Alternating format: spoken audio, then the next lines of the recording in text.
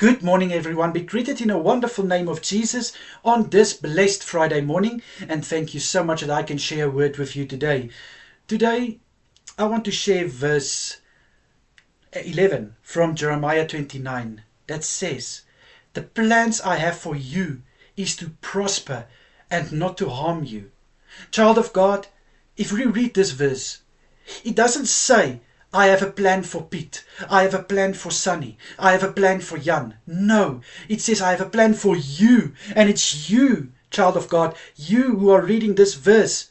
So actually what it says, for everyone who loves me, who I love, I have a plan to prosper and not a plan to harm you, not a plan that things must go bad with you, things must just turn negative. No, the plan God has for you is to prosper.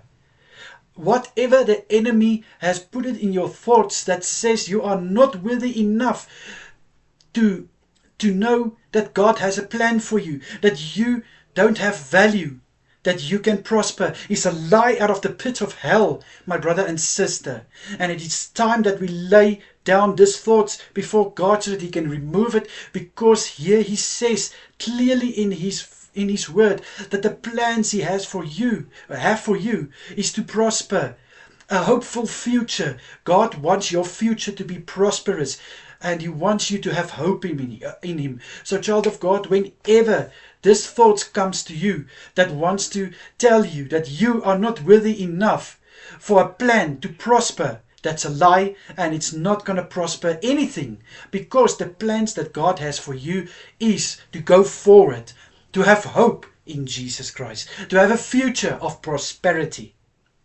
I declare this verse over you, that not only over certain people, but over everyone, that God has a plan for you, and His plan is to prosper. I pray this verse over you.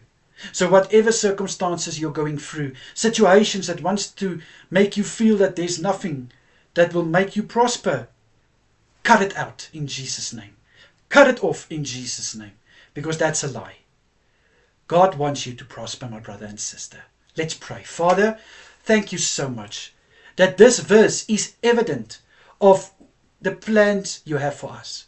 Thank you so much, Jesus, that we know in you we have a future, we have hope, and thank you that you want us to prosper and that your plans is not to harm us.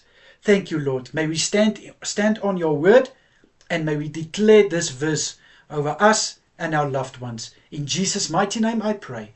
Amen and amen.